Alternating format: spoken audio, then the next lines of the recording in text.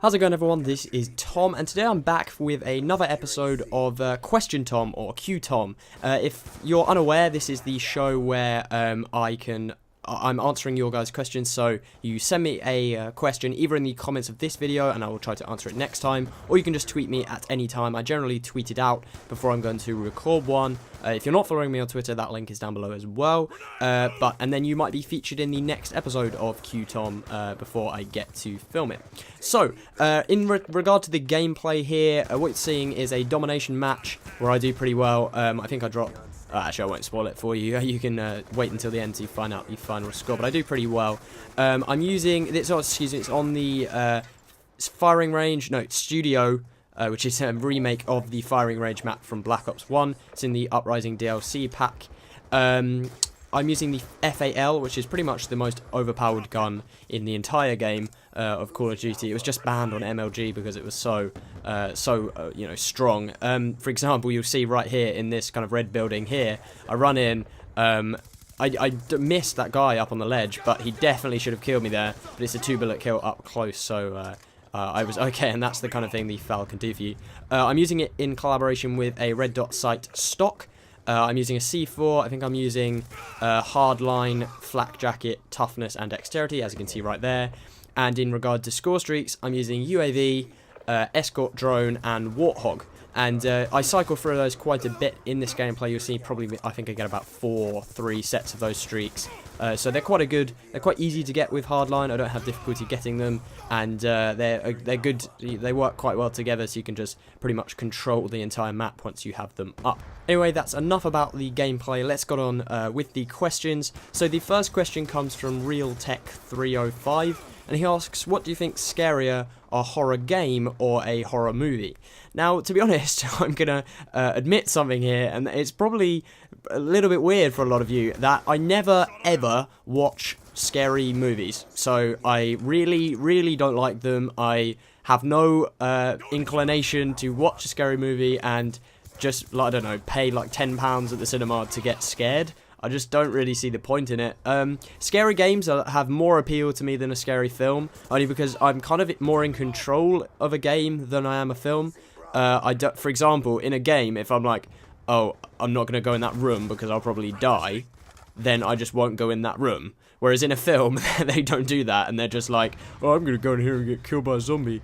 So, I don't know, that's just my kind of take. I would prefer to play a scary game, as opposed to watch a scary film, but I generally stay away from both, because I just don't really have the want, or, I just don't really want to watch or play them. It's just as simple as that. The second question comes from Abdul Hakim Hazan. If I butchered your name, I'm very sorry, it'll be up on the screen.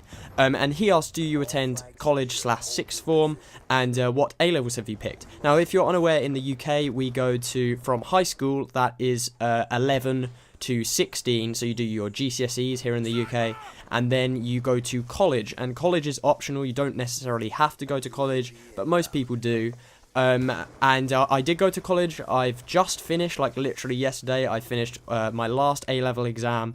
I did computing, biology, and physics, and I don't know, if you're prepared for doing certain of those A-levels, if you're looking to do physics or computing, biology less so, because I really enjoyed biology, but physics mainly, if you're prepared to do it, then be prepared to do it. Like, make sure you know what the course entails before trying it. I was a little bit unprepared, and it was a difficult A-level, to say the least, but I'm glad that I'm finished, and I'm now doing an apprenticeship next year. Anyway, if you want to talk, I might do a commentary on what I'm doing in the future, and then maybe I'll do that, and maybe you guys will enjoy it. If you would like that, I don't know, drop it in the comments or something like that. The next question comes again from RealTech305, and he asks, what do you prefer for gaming, a PC or a Mac? I don't think there's any contest here. Everyone knows that Macs aren't great for gaming. They can play games. I mean, if you have a fully spec'd out Mac Pro or something, it probably will handle a lot of games that you throw at it. However, PCs are just much more customizable, and also you'll get a much better gaming PC for cheaper with a PC, because Macs are more for reliability, they're more for things like video editing and graphic design and stuff like that, not for gaming. You definitely would need a Windows machine if you're wanting to game. The next question comes from Scott Maguire, and he asks, have you ever considered doing vlogs? Now, I have my own vlogging camera, I have a vlogging channel. I haven't started posting anything there just because I don't really, especially with my exams, I bought my camera whilst I was around doing my exams. I'm not going to be doing daily vlogs or anything. I just don't think my life is exciting enough to broadcast every single day. A lot of it just consists of making videos and stuff like that, so I don't think that I'll be doing that anytime soon. However, if I do certain things, like I'm planning on going to Summer in the City this summer, for example, like that, stuff like that, events and tech events and stuff like that, which I'm doing, I may well start posting them on my vlog channel. I'm not going to link it or anything yet. I'll do that when I've got some content on there. But yeah, I have that. That's pretty much that answer. The next one comes from Brandon Schlendering. Please, I'm so sorry if I'm ruining loads of people's names this video. I do apologise in advance. But he asks Microsoft or Apple, and if you have come from my tech channel, which I'd imagine you have, is this even a question? I'm sure you'll know that I'm, compared to Microsoft, I'm a massive Apple fanboy. But this is the thing, everyone's, like, I wouldn't consider myself to be a hands down fanboy. That's the thing. I use Apple because it works best for me. As soon as Microsoft come out with a tablet, for example, that works better than my iPad mini, or I enjoy using better than my iPad mini, I'll switch to that tablet, whether it's the Surface Mini or something like that. I don't know. It's for me, at the moment anyway, Apple works better than anything else, hence why I use it.